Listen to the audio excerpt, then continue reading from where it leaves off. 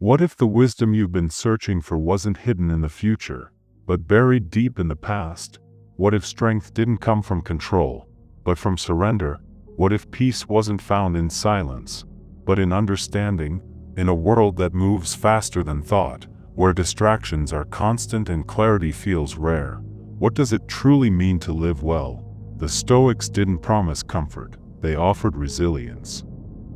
They didn't chase pleasure, they pursued virtue. This isn't self-help, this isn't hype, this is your anchor in the storm. Point 12 Timeless Principles. Point 12 Opportunities to transform your life, starting now. Stoic principle number 1, focus on what you can control in every moment of stress. There is a choice. A fork in the road. Point 1 path leads outward, to frustration, blame, chaos. The other leads inward, to calm, clarity, and control. The Stoics teach us this. Peace is not found in controlling the world, but in mastering your response to it. You cannot control the traffic jam, but you can control the tension in your shoulders, the words you whisper to yourself, the breath you choose to take. You cannot control the way others treat you, but you can control your integrity, your composure, your refusal to become what hurt you. You cannot control whether you succeed, but you can control how hard you work, how deeply you care, how much you show up. Even when it's hard. Every day, you are faced with 1,000 uncontrollable things. Delays, rejections, criticism, uncertainty, loss. But buried within each of these is a quiet opportunity, a space to choose your response, and in that space is your power. Marcus Aurelius wrote, "You have power over your mind, not outside events." Realize this, and you will find strength. This is not passivity. It's not surrender. It's strategy. It's freedom. By focusing only on what is within your grasp, your mindset, your effort, your values, you remove the weight of everything else. You learn to act, not react. To respond, not explode. To live, not just survive. So the next time life throws something unexpected at you, pause, breathe, ask yourself, what part of this is mine to control? Then, let go of the rest, not because you don't care, but because you care too much about protecting your peace. That's Stoic power, and it begins with one decision: master yourself. Most of us live in constant resistance to life. We want sunny days without storms. We want recognition without the grind. We want love without the risk of loss. But the Stoics remind us, resistance only breeds suffering. Acceptance is not weakness, it's the highest form of wisdom. When you stop trying to control the uncontrollable, you create room. Room to breathe. Room to think. Room to grow. And in that room, you rediscover your power, not over others, not over fate, but over yourself. Imagine how different life would be if every obstacle became a chance to sharpen your character. If every setback became fuel for your discipline. The Stoics lived this truth. In exile, in poverty, in war, they chose their response. They focused not on what was taken from them, but on what they could still give. Not on what they lost, but on how they could still live with virtue, and so can you. In every hour, in every trial, the question remains the same: will you focus on the storm, or the sail? The choice is always yours. Stoic principle number 2, practice voluntary discomfort. We live in a world addicted to comfort, instant answers, fast food, temperature control. The illusion of ease is everywhere, but comfort is a trap, because when hardship inevitably comes, we shatter. The Stoics knew this. That's why they embraced discomfort on purpose. They called it premeditatio malorum, the premeditation of adversity. They didn't just wait for life to test them. They prepared: sleep on the floor, fast for a day, wear simple clothes, walk without a destination, not to punish the body, but to strengthen the mind, not to suffer, but to remind yourself how little you truly need. Seneca wrote, "Set aside a number of days during which you shall be content with the scantiest and cheapest fare, with coarse and rough dress, saying to yourself the while, 'Is this the condition I feared?'" Discomfort reveals what's real. It strips away illusion. You realize you don't need approval to be whole. You don't need constant pleasure to feel alive. You don't need luxury to know peace. When you choose discomfort on your own terms, suffering loses its sting, pain becomes practice, adversity becomes ally, the cold shower becomes courage, the skipped meal becomes focus, the silence becomes strength. Voluntary discomfort teaches this. You can endure far more than you think, and once you know that, truly know that, you become unshakable. Modern life tells you to avoid the hard things. The Stoics say, lean in, not recklessly, not foolishly, but willingly, with intention, because each time you do, you remind yourself, my strength is not comfort. My strength is my character. That's the Stoic edge, and it's forged in fire. There is a quiet dignity in choosing the harder path, not for glory, not for praise, but for growth, because every time you step outside your comfort zone, you meet a stronger version of yourself. The Stoics didn't seek pain, but they didn't fear it either. They knew that the human spirit, like muscle, grows through resistance. Today, we avoid even the smallest discomfort. A slow-loading app frustrates us. A skipped coffee ruins the morning, but imagine if you welcomed small struggles each day as training for the inevitable storms ahead. Imagine viewing discomfort as your ally. Every time you sit in stillness, walk in the rain, rise before the sun, you remind yourself, I am more than my comforts. I am my discipline. It's not about suffering for suffering's sake. It's about remembering that comfort never made anyone great, and that character is carved from challenge. You are not here to coast, you are here to become, and becoming takes friction. So choose it on purpose, and let discomfort become your strength. Stoic principle number 3, embrace the present moment. The present moment is all you ever truly have, not yesterday, not tomorrow, just now. And yet, how often do we miss it, lost in regret over the past, anxious about a future that hasn't even happened, distracted, scattered, absent. The Stoics believed that presence was power, that to live well meant to live fully, here and now. Marcus Aurelius said, confine yourself to the present, because the present is the only space where choice exists, where peace is possible, where action is real. When you anchor yourself in the moment, you gain clarity. The noise fades,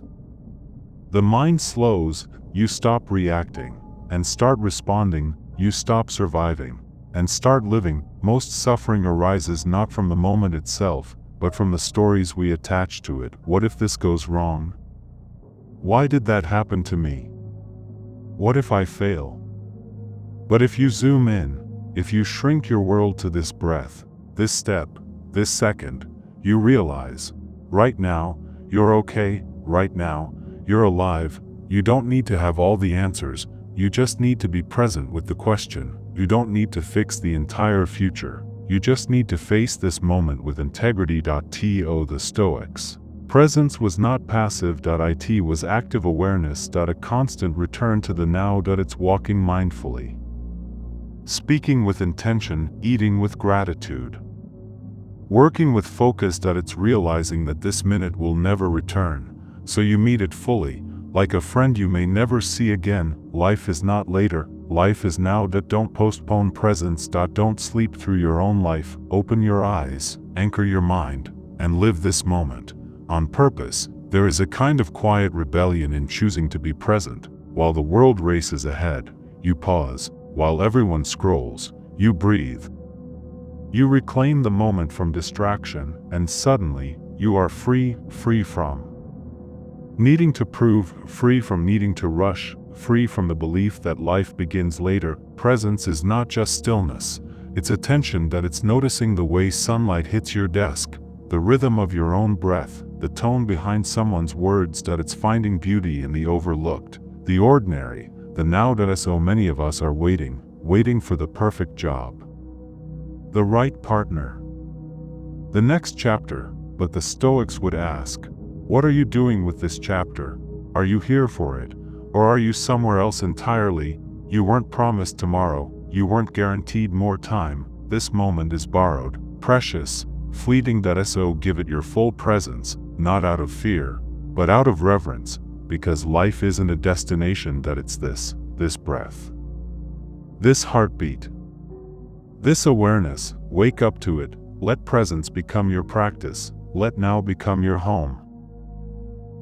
Stoic principle number 4. Reflect daily. A day without reflection is a day lost in the noise of modern life.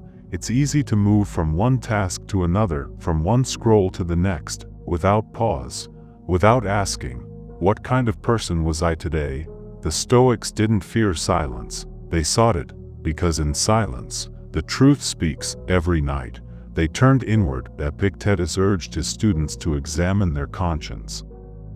Marcus Aurelius journaled his thoughts, reminding himself of who he wanted to be. Seneca reflected on his actions each evening, like a warrior sharpening his sword. They didn't do this to be perfect, they did it to be better. To catch the moments where ego crept in, where fear disguised itself as anger, where distraction disguised itself as purpose. Daily reflection is a practice of self-honesty. It's holding up a mirror, not to criticize, but to understand, where did I fall short today?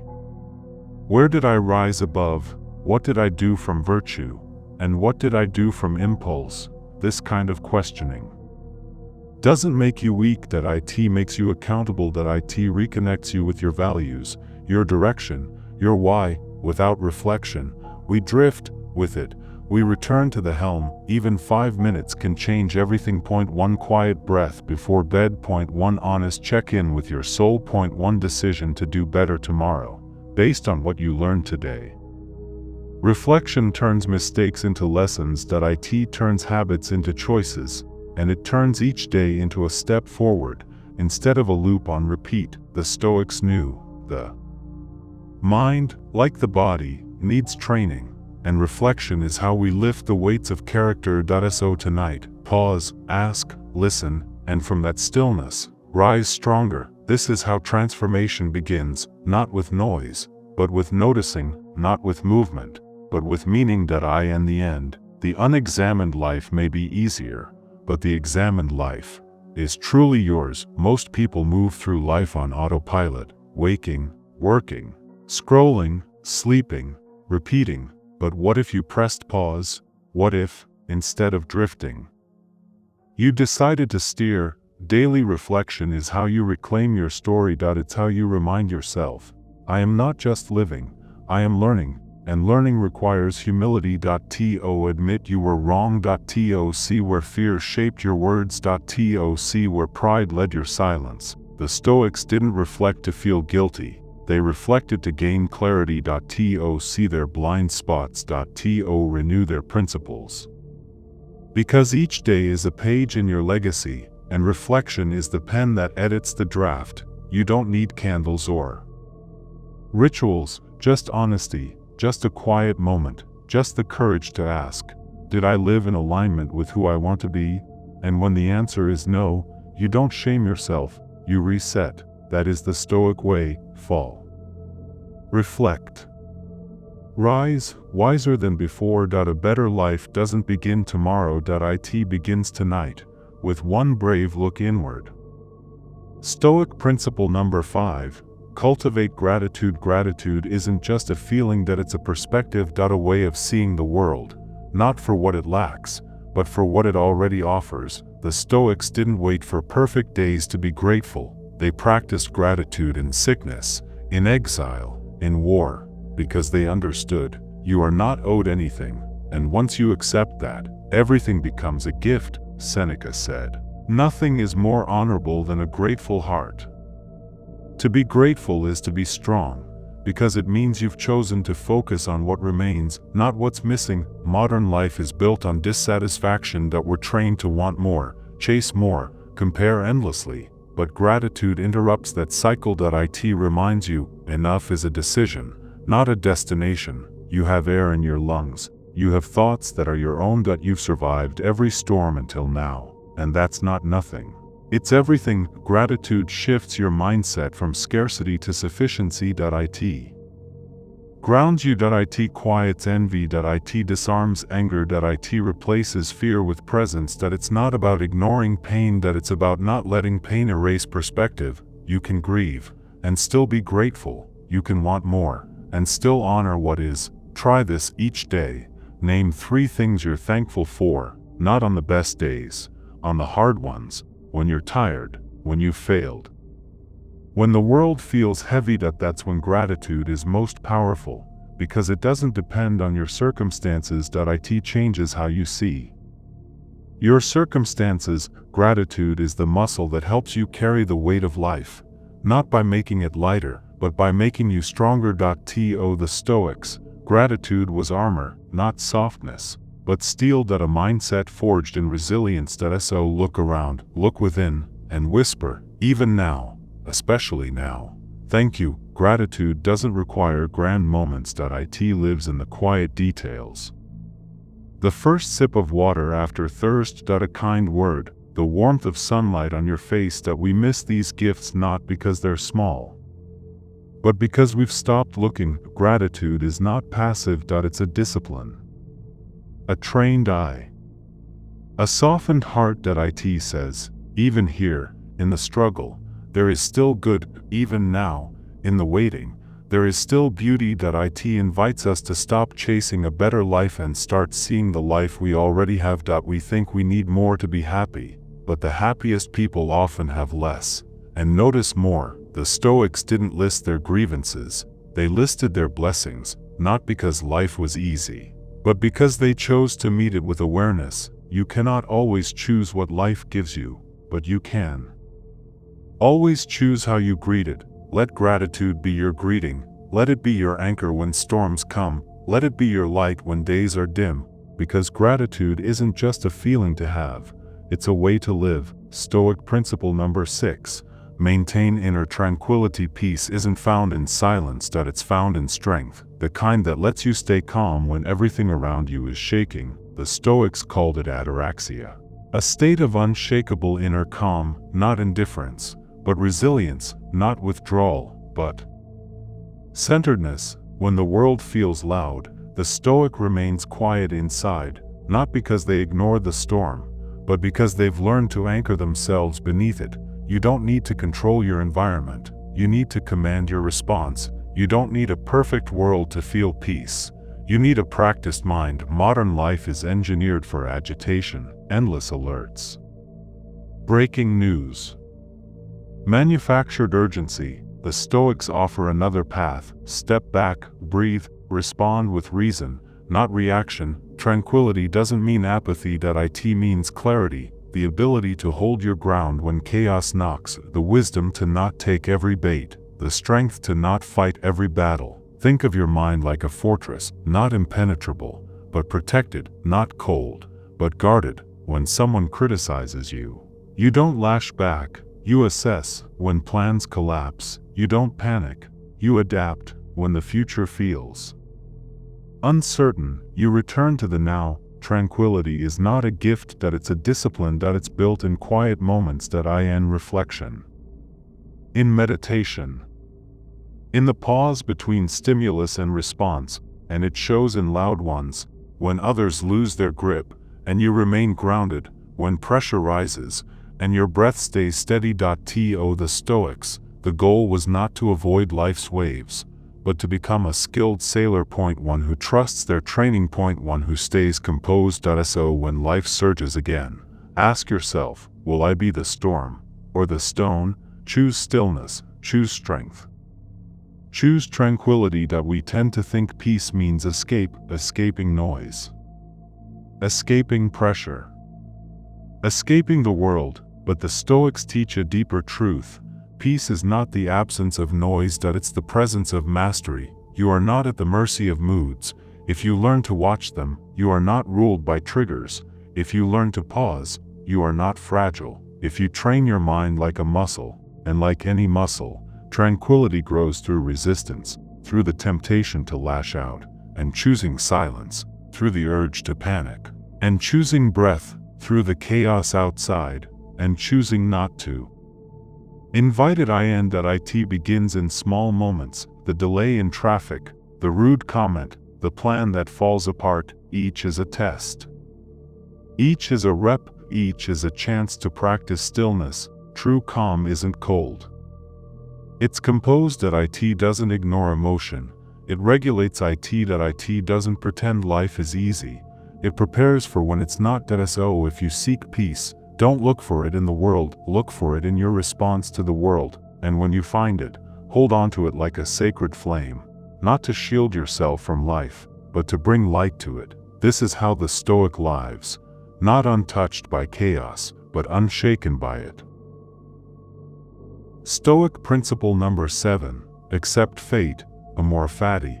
To the Stoics, fate wasn't something to resist, that it was something to embrace. Amor fati, the love of fate, wasn't passive surrender, that it was active acceptance, that it meant loving everything that happens to you, not just enduring it. Most of us wrestle with reality, that we replay the past, that we resent the present, that we fear the future.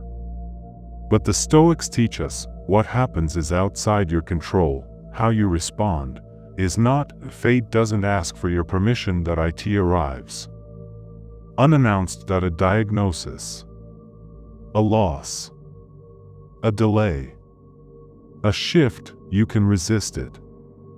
Curse it. Or you can meet it with strength, with open hands. Marcus Aurelius wrote, a blazing fire makes flame and brightness out of everything that is thrown into it.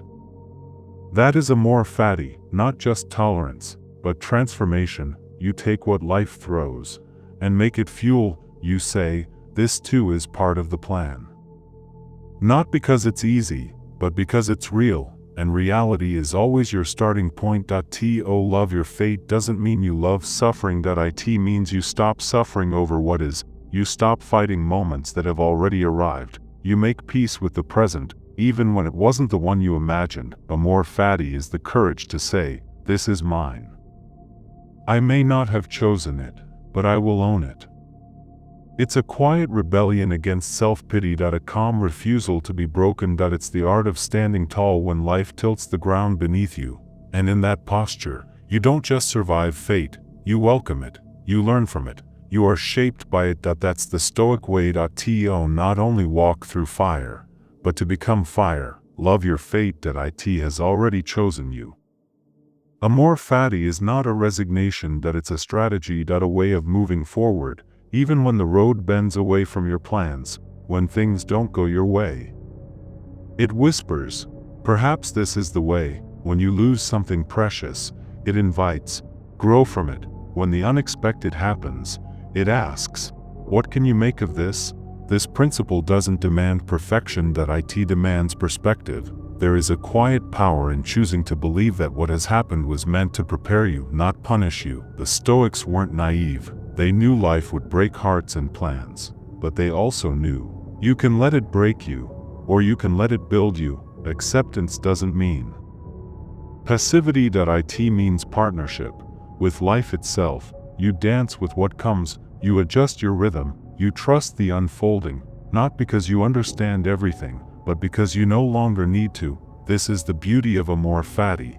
It turns pain into purpose, wounds into wisdom, obstacles into origin stories. It's the lens that transforms chaos into clarity. So the next time life surprises you, don't just endure it, embrace it. Let it make you deeper, wiser, stronger. Say yes to the life you have, and you may find it gives you more than you ever expected. Stoic principle number 8. Exercise self-discipline. Freedom isn't doing whatever you want, it's knowing what to say no to. The Stoics believed the highest power was not dominance over others, but mastery over the self. Self-discipline is not deprivation, it's direction. It's the ability to steer your choices toward what matters most, even when it's inconvenient, even when it's hard. Epictetus said, no man is free who is not master of himself. That means resisting impulse, watching desire, saying no to ease when it undermines purpose. The modern world sells indulgence, more, faster, easier, but the Stoic path asks, does this serve my growth, or is it just comfort dressed as happiness? Self-discipline isn't glamorous, that it's quiet, that it's choosing the harder right over the easier wrong, that it's waking up when you don't feel like it, training when no one is watching, saying less when anger tempts your tongue. It's not about perfection, it's about presence, about staying awake in your life, about realizing that each choice builds character, or chips away at it. Discipline is a form of love, love for your future self, love for your values, love for the life you're trying to build. It is not punishment, it is preparation. When you cultivate self-discipline, you become dependable to others and to yourself. You stop breaking promises to your own soul. You become a person you can trust. That's the Stoic way, not to seek freedom through indulgence, but through integrity. Every moment is a test, and self-discipline is the quiet answer that says, I will not betray who I'm becoming. Think of the moments you're most proud of. They likely weren't easy. They were the days you showed up when it was tempting to quit, the choices you made when no one was watching. That's discipline. It's not loud. It doesn't demand applause. It's a quiet agreement between you and your higher self. In a distracted world, discipline is rebellion. When everyone else chases stimulation, you sit with silence. When others look for shortcuts, you take the long road, not because it's easy, but because it's right. Discipline is not the enemy of joy. It's what makes joy deeper, because when you've earned something, you feel it differently. The meal tastes better, the moment feels fuller, the win means more. The Stoics weren't rigid, they were aligned. Their discipline wasn't control for its own sake. It was freedom through commitment. You train not to impress, but to endure. Build a life that doesn't collapse under pressure. Be the kind of person who can carry weight without breaking. So the next time you're tempted to drift, to quit early, to give in, pause, breathe, and remember who you're building. Because every small act of discipline is a vote for the person you want to become. Stoic principle number 9. Pursue wisdom. The Stoics didn't chase wealth, or status, or fame. They chased wisdom, because they knew wisdom lasts. It anchors you when everything else changes. Wisdom isn't just knowledge. It's knowing how to live. It's applying truth, not just collecting it. It's action guided by insight, and it's earned slowly, humbly, relentlessly. You won't find wisdom in noise. You'll find it in quiet study, in honest reflection, in listening more than speaking. Seneca wrote, while we teach, we learn. Because wisdom is never complete. It's a lifelong apprenticeship. In a world that rewards speed, the Stoic chooses depth. In a culture of opinions, the Stoic seeks understanding. In a time of distractions, the Stoic returns to first principles. They ask, what is right? What is just? What is true? And they live by the answers. To be wise is to value virtue over validation. To act with clarity in chaos. To know the difference between what matters and what simply calls for your attention. Wisdom is a compass. It doesn't remove the storm, but it helps you navigate it. It's not about being clever. It's about being clear, about seeing things as they are, not as you wish they were. The wise person does not pretend to know everything. They remain a student, always curious, humble, open, and in a world full of noise, that kind of clarity is rare. So pursue wisdom, not to be superior, but to be solid. So you can walk through life with purpose, even when the path is unclear. Wisdom isn't loud. It doesn't boast. It waits, observes, learns. It understands that knowing when to speak is as important as what is said. In a world where opinions are currency, wisdom chooses silence, not out of fear, but out of strength. To pursue wisdom is to sit at the feet of experience, to study failure as closely as success. To ask, what did this moment teach me? Not, why did it happen to me? The wise see beyond appearances. They notice patterns, not just events. They see people's pain beneath their anger. They see the opportunity hiding inside the obstacle, and they know that life, at its core, is not about being right, but being real, being aligned, being of use. Wisdom is built on humility. It admits, I don't know everything. But it never stops trying to understand. It reads, reflects, questions, listens. It does not react. It responds. It does not rush.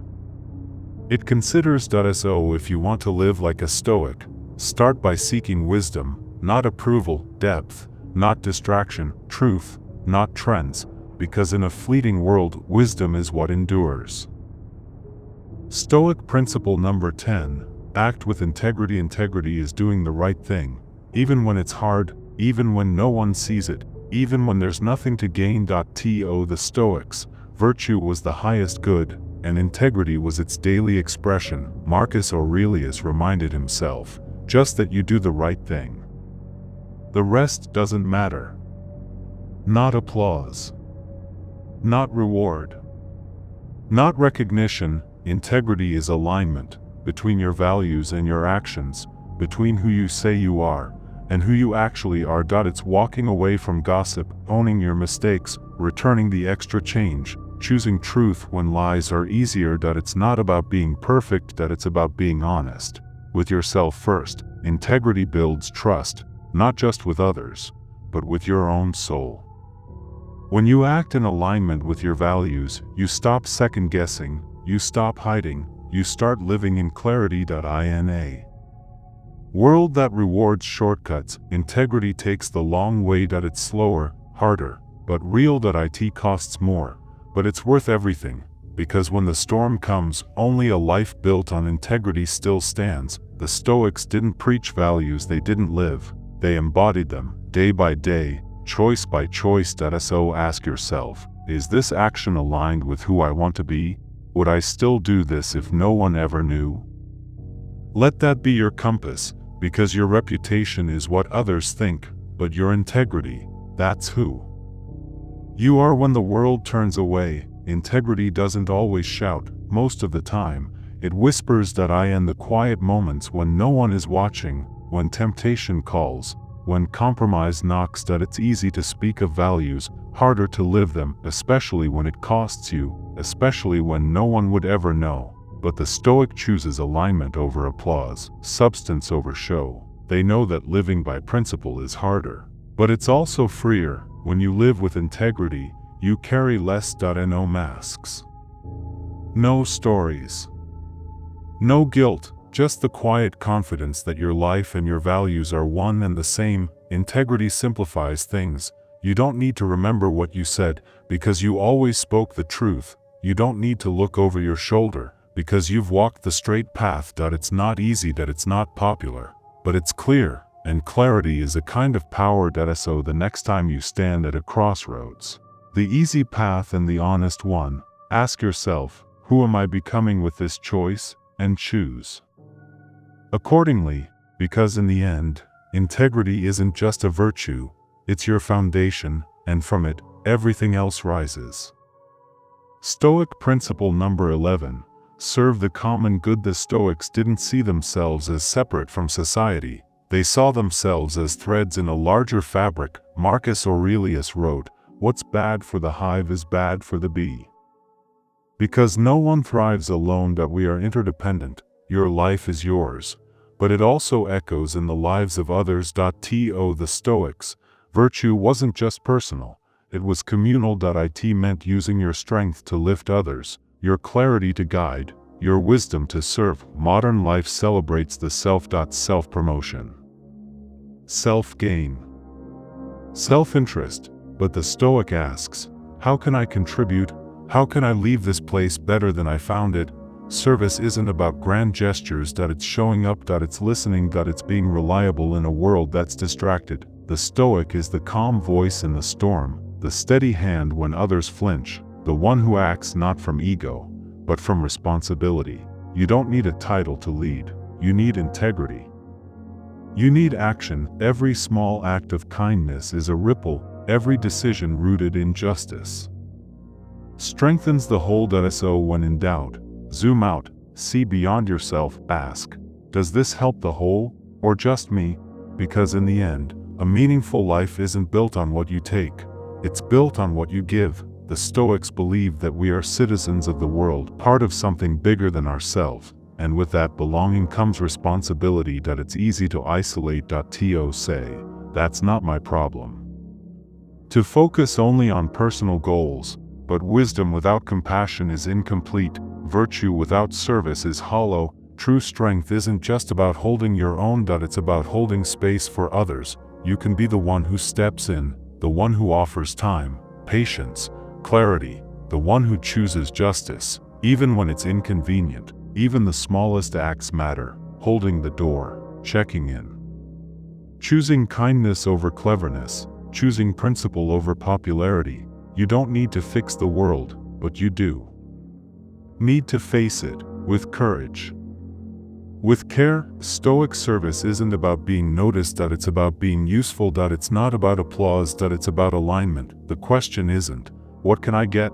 But rather, what can I offer? And when you live that way, you find something deeper than success. You find meaning. So serve quietly, love radically, lead by example. Because in the end, your legacy will not be what you built for yourself, but what you built for others. Stoic principle number 12. Remember death. Memento mori. Memento mori, remember. You will die. To some, that sounds grim, but to the Stoics, it was a call to truly live. Death wasn't to be feared. It was to be faced.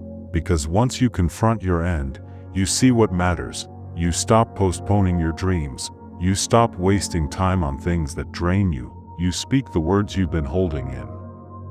You love without delay. You act with urgency. Marcus Aurelius wrote, you could leave life right now. Let that determine what you do, say, and think. Memento mori is not about sorrow. It's about sharpening your awareness. It's about asking, if this were my last hour, would I be proud of how I'm living it? We all have a clock ticking, but most pretend it's silent. The Stoic listens to it, not to panic, but to prioritize, because knowing you'll die one day helps you focus on what you want to be alive for. So don't run from death. Let it clarify you. Let it humble you. Let it fuel you. Life is short, but meaning is long. If you choose it now, most avoid thinking about death, but the Stoic invites it into the room, not to dwell, but to awaken. Every morning is a gift. Every conversation might be your last chance to say what matters. Every sunset might be the final one you witness. This isn't fear. It's reverence. Memento mori brings focus. It filters out the noise. It reminds you to stop arguing over trivial things. To stop waiting for the right moment. To stop believing that tomorrow is promised. When you remember death, you stop drifting. You become intentional. You show up to your life. You write the letter. You forgive. You build. You begin. Because if not now, when? Death is not the enemy. Wasting life is. So honor your days. Live urgently, but not anxiously, and let the awareness of death bring depth to every breath. 12 Principles. 12 Anchors in the storm. Not rules to follow, but reminders to live by.